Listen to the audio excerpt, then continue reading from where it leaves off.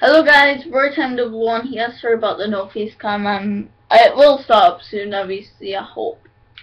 If it doesn't, then I will be quite annoyed. But anyway, I came across this article on IGN.com, which is what I mainly go on, as I said before. And IGN.com, I saw this article, this link to an article, and it said, and the article's name is "Why Horror Games Aren't Dead and Buried," and the subtitle is "How Slender Has Reminded Us of the Power of Pure Horror." So I'm gonna read it out for you. Slender terrifies me. I played it for the first time in a busy office during the middle of the day, and it made me jump.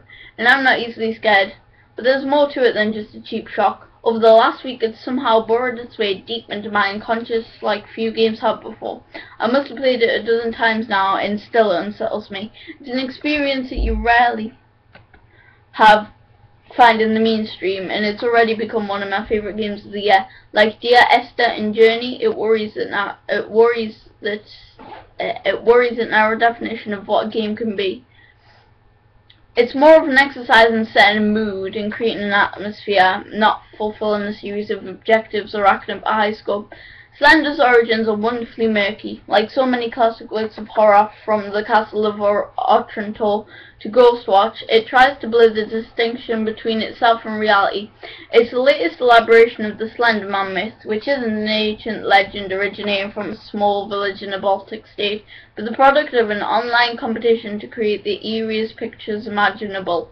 He emerged not from our darkest nightmares, but Adobe Photoshop.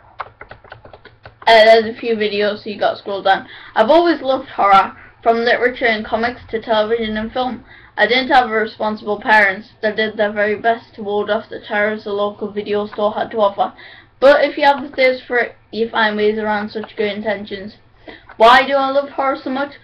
Well, I like how it doesn't feel obligated to depict the world around us. It allows the imagination to wander recklessly up foggy alleyways and down ancient stairways, where the most provocative metaphors rise in the darkness. It can tell stories and extract responses that few other genres can. It can be intellectual and visceral at the same time. It can be sublime, hinting at what lies beyond the very limits of reason, and it can also make you want to puke on your shoes. People sometimes express confusion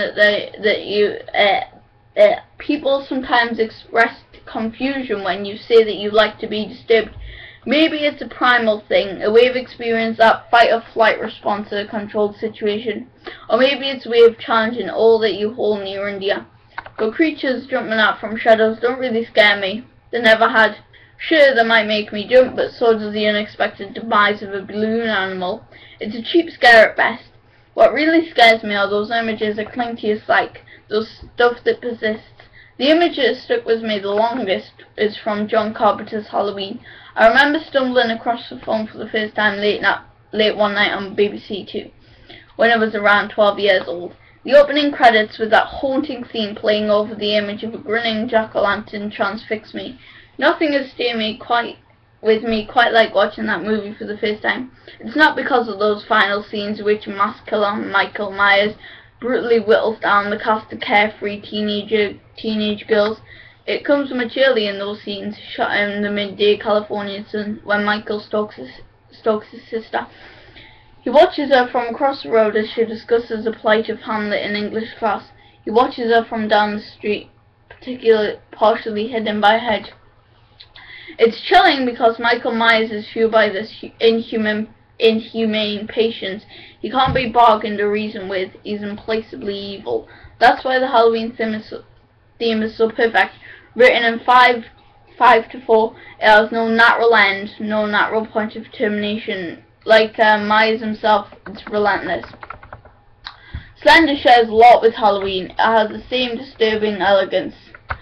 Every playthrough starts off in the same way. You switch on a torch in the middle of a forest in the dead of night, and you're instructed to collect 8 pages of a scattered manuscript. There's no mini-map or compass to guide your search, so you fumble or across a terrain, getting lost, getting turned around. Occasionally you come across an ominous landmark, an abandoned pickup for intersecting brick walls, a building with white tiles lining its corridors. These isolated structures are made from out of the darkness, simultaneously offering safety, a site of civilization amongst the empty woodland, but also a place where danger lurks. This is where you find the manuscript pages. Once you collect your first page, it says the thumping begins and never stops. It throbs ominously. Something out in the darkness has been alerted of your presence.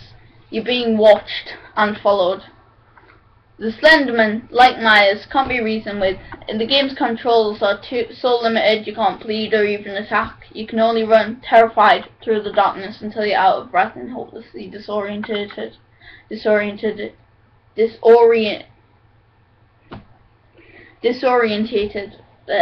it took me so long to say that. The game is so effective because of a simple psychological ploy. The Slenderman will never spontaneously appear in front of you. Well, at least he never has in one of my playthroughs. So to avoid being caught, the imperative is simple: don't look now. But the temptation to look behind you, it must have meant don't look behind, but whatever. But the temptation to look behind you, to check that he's not gaining ground, is overwhelming. Like so many works of horror, Slender punishes curiosity, unlike some games where you, like Left 4 Dead, where you go into a house that you're not supposed to go in, and boom, you find an amazing weapon. In place of a plasma gun, you have a flickering torch. It doesn't even function as a weapon like it does in Alan Wake. Once you see the Slenderman, static starts to accumulate on the screen, and the only way to disperse it is by switching off the light. Plunging yourself voluntarily into darkness is the only way to guarantee safety. It's a simple but ingenious mechanic. It's a loop of terror. To save yourself, you have to scare yourself. You have to plunge yourself voluntarily into darkness or come face to face with the Slenderman. Slender goes against the mainstream. So many games are fantasies of empowerment in which you can save the world or slay a dragon or be Batman. Slender makes you vulnerable. This kind of experience, one that necessitates patience and relies on thickening suspense for its effect. Look, I'm not using my hands, I'm using my feet to click it, because that's probably annoying with me clicking it. One that necessitates patience and relies on thickening suspense for its effect is increasingly absent from mainstream horror games. That I agree with. Arguably, the PlayStation 2 was the console on which this genre enjoyed the heyday, a time when technological limitations and conventions of the time, myopic draw distances, fogging, rough visuals, fixed cameras, inadvertently added to the sense of horror. But big budget horror titles can't afford to take those risks anymore to appeal to bigger audiences that started tempering their scares with more and more action. Publishers openly acknowledge this compromise. EA label executive Frank Gibbo recently spoke about how the Dead Space series has incorporated more action in the hope of turning it into a more broadly appealing franchise. Action means accessibility, which in turn means more sales. I will put a link. Right, okay, quick thing I'm gonna say. I will, and I mean I will, put a link to the article in the description. I know I haven't, I will. I am just about to copy and paste it now. Click, copy, paste. Done. That's it. Right? You're probably gonna upload me or something, but I don't need uploading. I really need to add the description, but sometimes I can't find the article, so. Right. I'm sure Dead Space 3 will have its scary moments, but adding a co-op partner fundamentally takes away the thing I love most about the original. That awesome sense of isolation.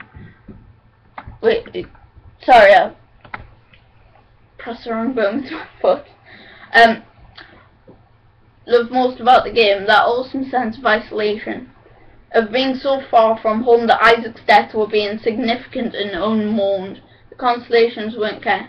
This was a Lovecraftian view of the world universe, not cruel but indifferent.